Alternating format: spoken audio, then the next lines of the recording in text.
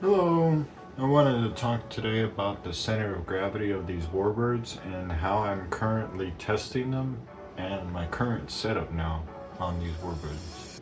I do not test the center of gravity on the ground now like how I did before. I'm testing them mid-flight and I want to talk about it and show you what I'm doing. So I have no nose weight and I added a carbon fiber spar across in the battery bay so I can choose to install the battery behind it or in front of it. I removed a little bit of foam straight down right here so I can seat the battery deeper and it sits straight vertically.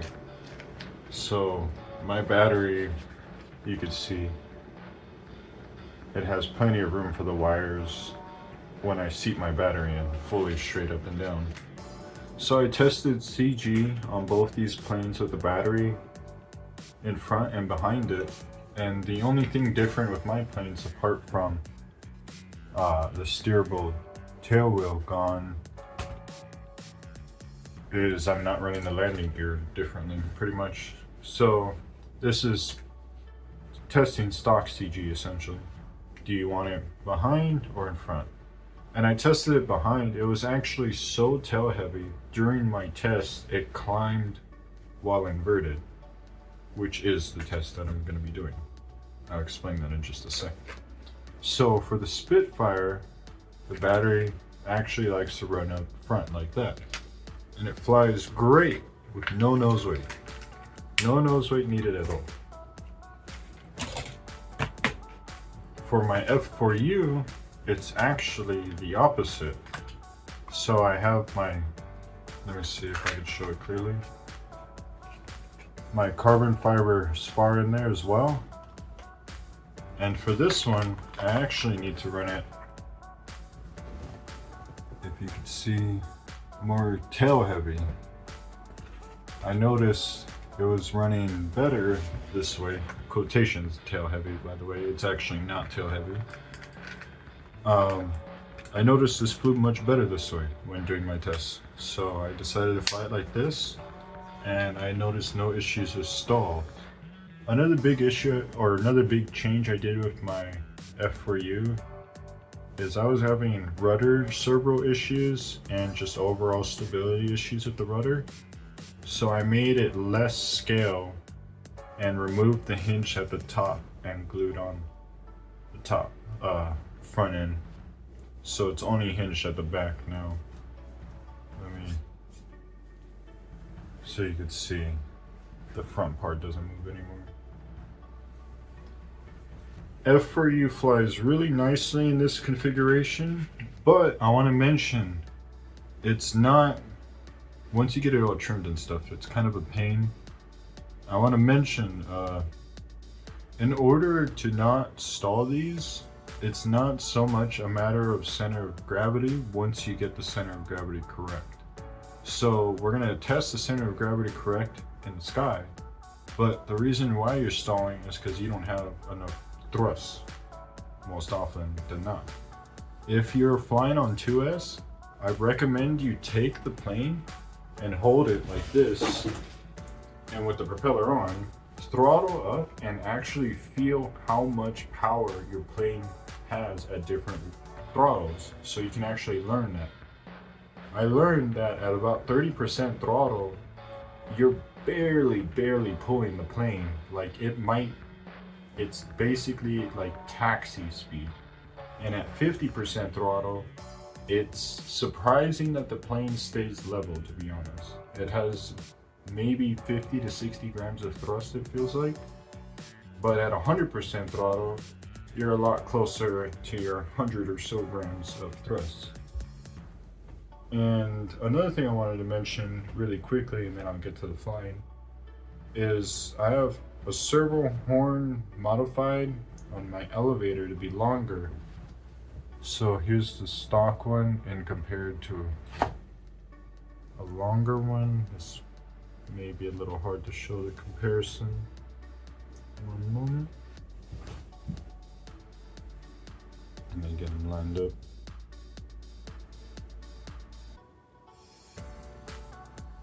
But you can see it, I just took essentially another part of this arm on another micro servo and glued on an extension, and I'm using the extension now.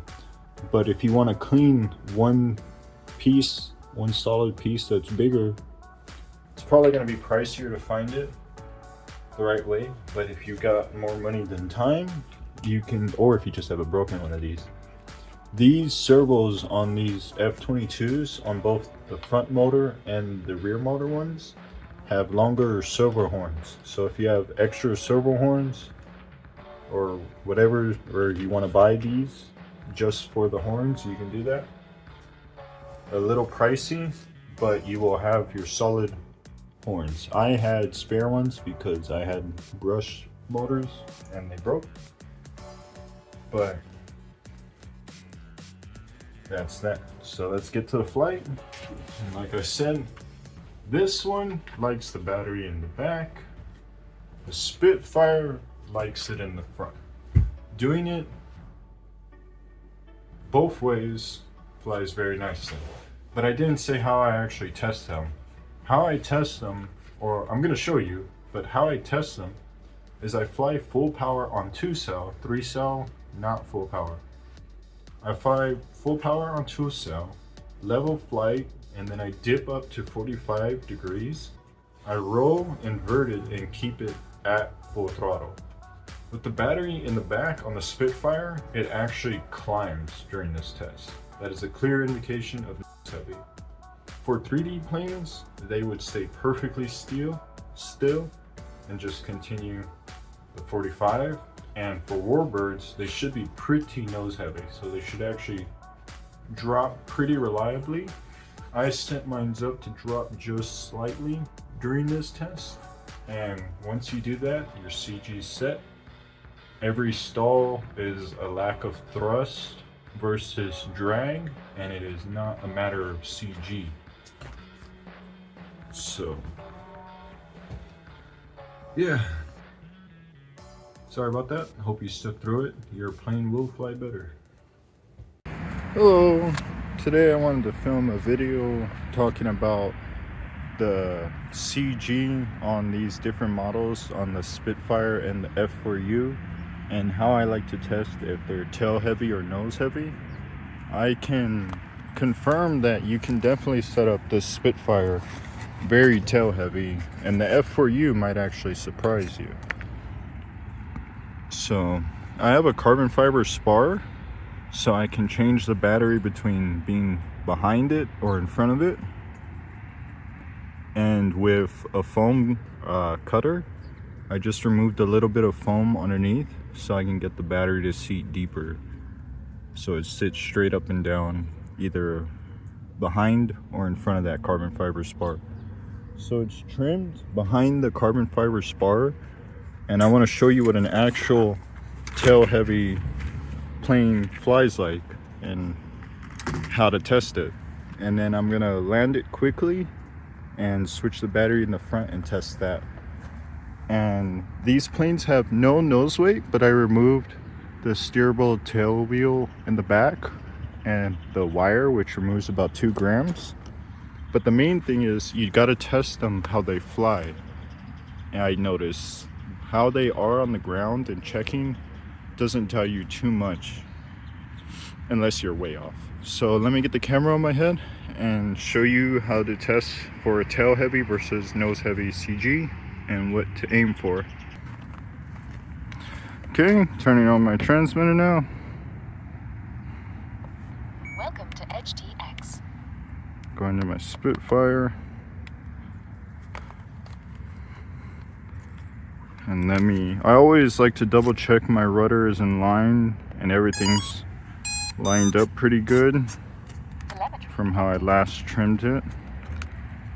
So you can see my battery sits pretty deeply and it's easy to fit in there, plenty of room. So this is going to be testing tail heavy because it's already trimmed for this, and I'm going to show you it flies really tail heavy.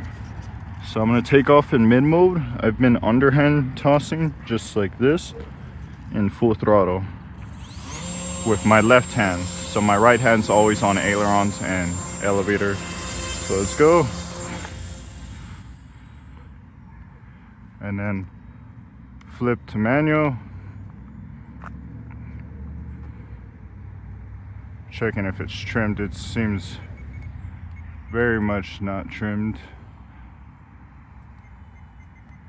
Like I said, it's tail heavy right now, so it's going to be harder to trim too. It already seems with a couple clicks it's flying level. That's kind of a sign. It's a little bit of wind, so it's enough to show you this test though. What I like to do is I full throttle, go to inverted, or I full throttle, climb 45 degrees and flip to inverted. And while staying full throttle, I see what the plane likes to do. But right now I'm trimming it for 50% throttle level flight. I want to make sure it's good. For some reason it was sinking rapidly. I'm at about 55% throttle.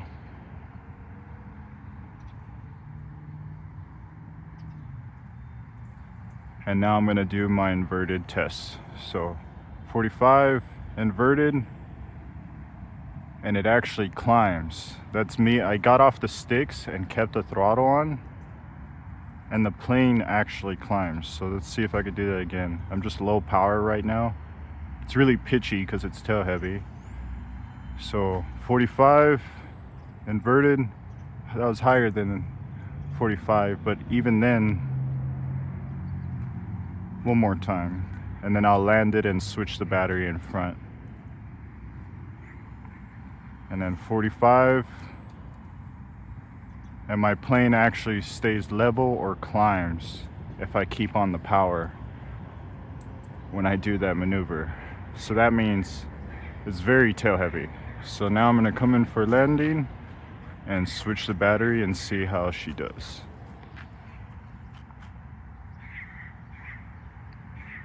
Practicing learning how to use the rudder more lately.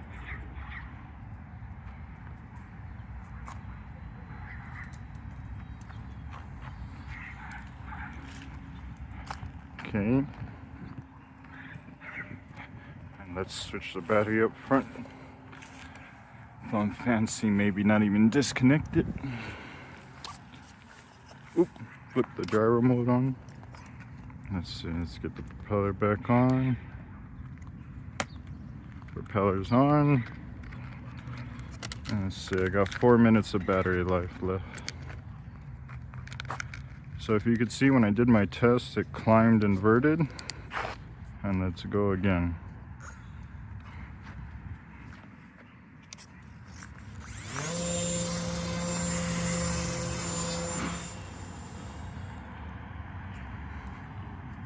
And now I'm in manual mode and I gotta retrim.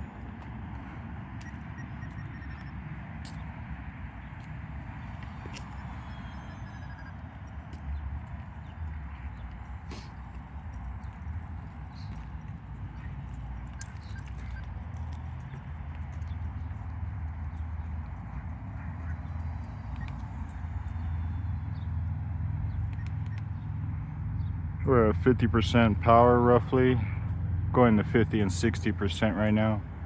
Trimming, like I said, for level flight. The wind's kicking up about 5 miles per hour, not too crazy.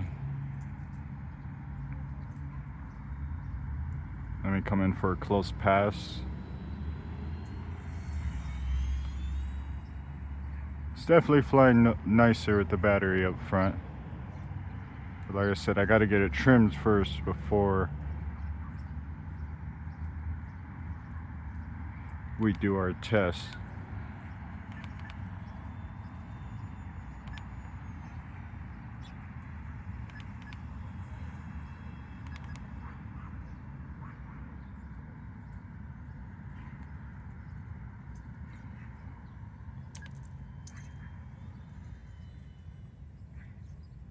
Losing a little bit of power.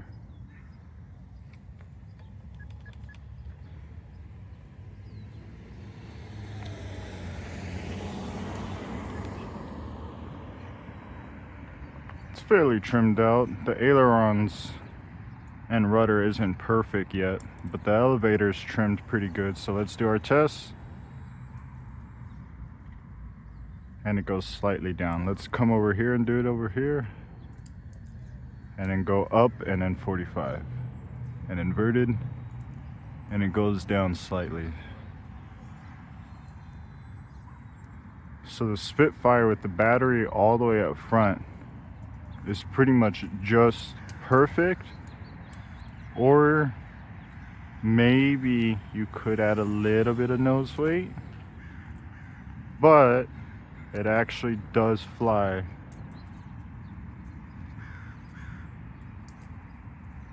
decently well with no nose weight.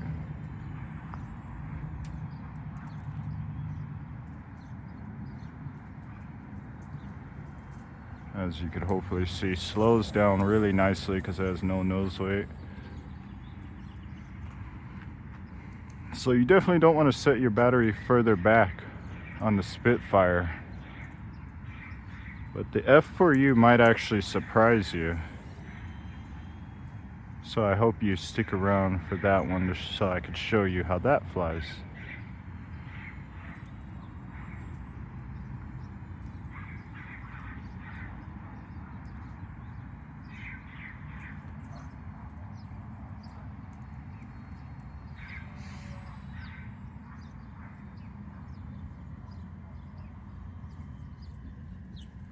You see I did an inverted pass.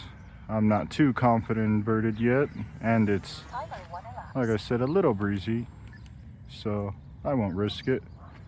But you can see with no nose weight, it's flying quite well.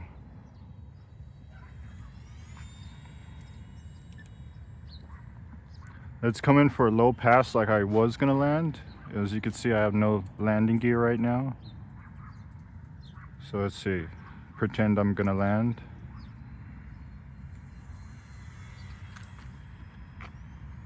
Not too bad of a low pass.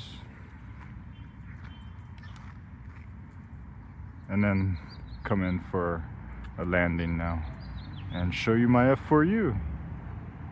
So you test it by flying inverted at full power on 2-cell at the 45-degree angle. And you see it floats pretty nicely. Another big thing I will note before this video as well is I fly on 2-cell, and when you fly on 2-cell, it's not a bad idea to actually just hold the plane in your hand like this and get an idea for how much thrust you have at any given throttle. And you'll start to realize that 50% throttle on 2-cell, you actually don't have that much thrust. Maybe 50 grams or so of thrust. It's not that much on 2-cell.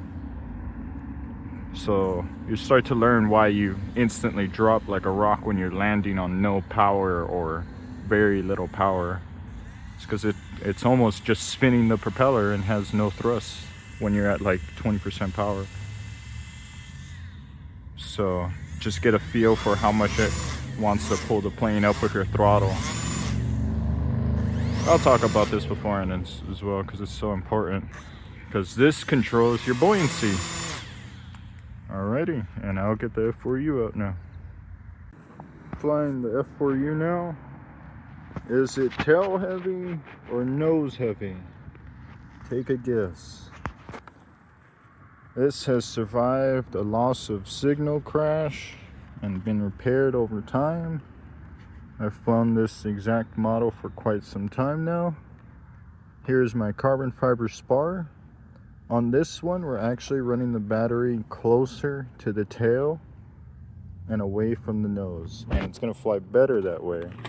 And I'm gonna show you how it flies with the battery back there, because it's actually very nose heavy. So let me show you how it flies and just talk about how I got it set up. Also, I modified my rudder. Not sure if you need to do that, but the front end is separated and cut and glued. Maybe make it a little bit more stable since it's a small warbird. I know it's not scale, but some other RC F4Us have it that way, so I figured I'd try it. So far I've had success and I've been happy. So I'm going to get it up in the air and show you the CG testing mid-flight, not on hand, because on hand is actually incorrect, I learned.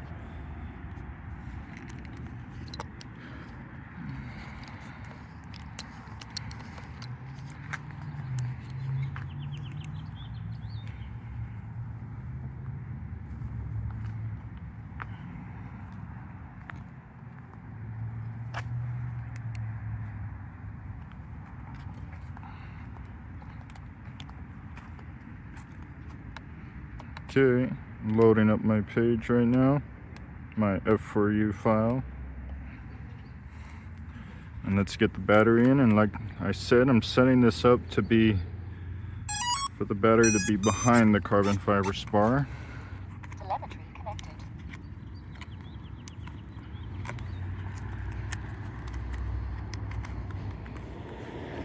So that's how it is. I'll make sure the battery's upright. Give it a wiggle test. Seems good. And now checking out my trim. See if anything's moved out of whack. Looks good. Let's take off in mid mode and quickly get it into manual and show you the inverted flight.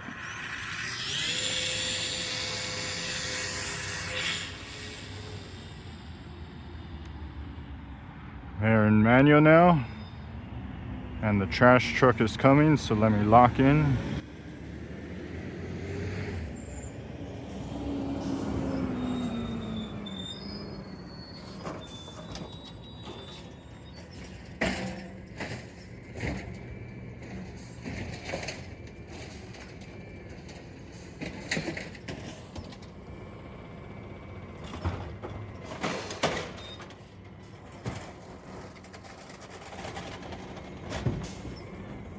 Cinema.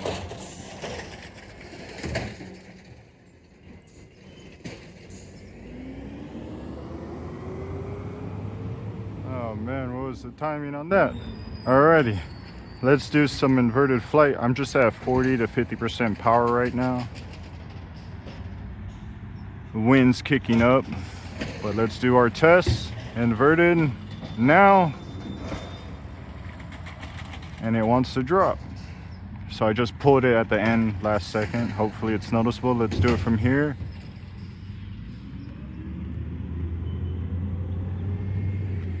Again. And as long as the nose wants to come down when you're doing this, you're good to go. So let me try it right here. No hands on the stick, and then hands on the stick. You can see the nose wants to come down just slightly when I exit or once I enter the inverted part. So that's good CG, and the battery's back there. Flies much better this way. So let me show you how it slows down. This is about 30% power, just coming in for a pass.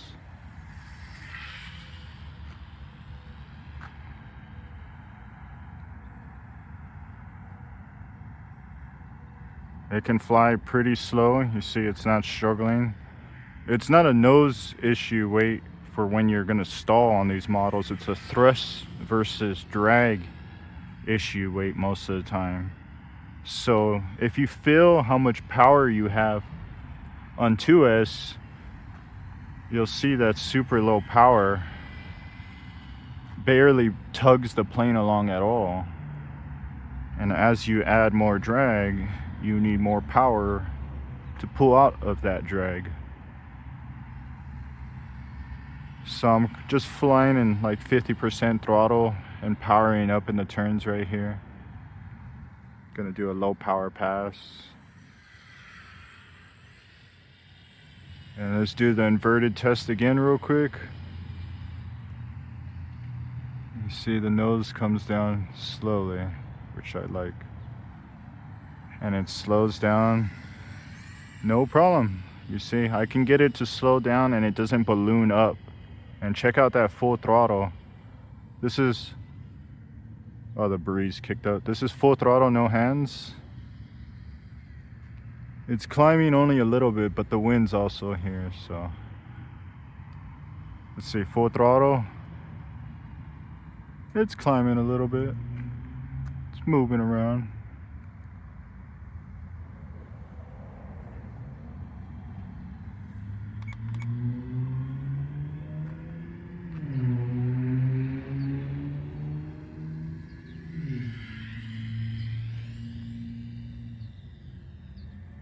Let's see, full power, wind died a little. Added a little bit of down trim right there. It's climbing just a little bit, but check it out how it slows down as if you were gonna come in for a landing. It dives down really nicely is what I'm trying to explain.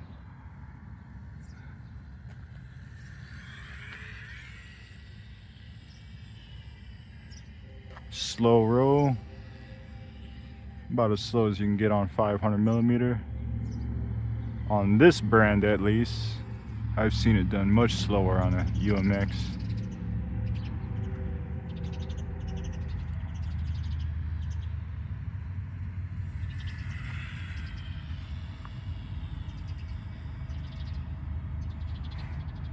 I notice it rolls quicker to the left than it does to the right. I'm hoping that's just because of the torque of the motor and not because of maybe when I crashed it or uneven trim or ailerons. Let's do another slow roll. Oh, not that slow. And then a loop.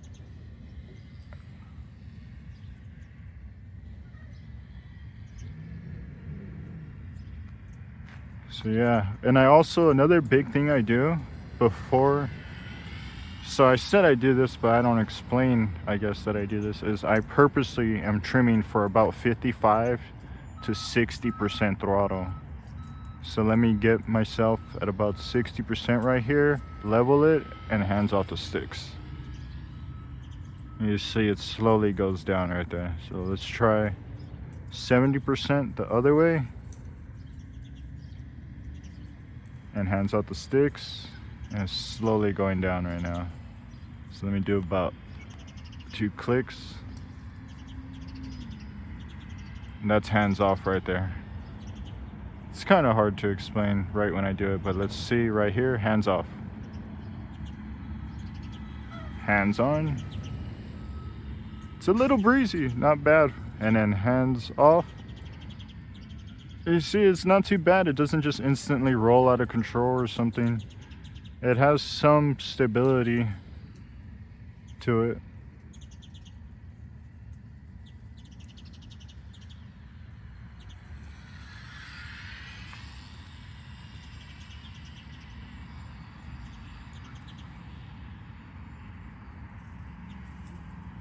Inverted flight is not so bad too with my modified elevator. I'm not too brave to do it too much after it said timer elapsed, but let's go for one little power pass and come in for a landing. So yeah, that's just a quick video showing you the CG, how to test. Get her flying pretty good in manual.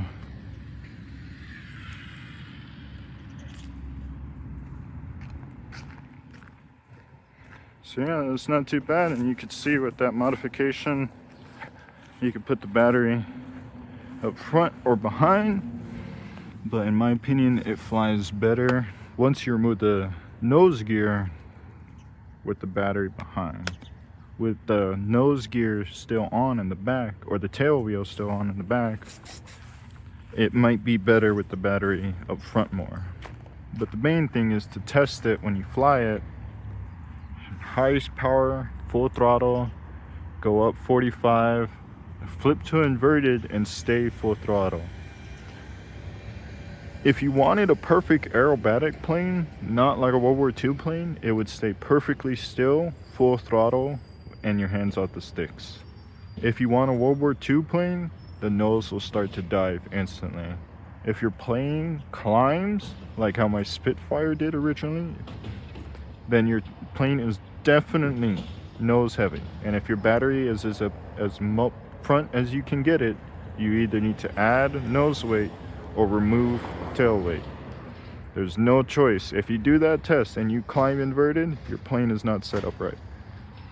So that's how you test them.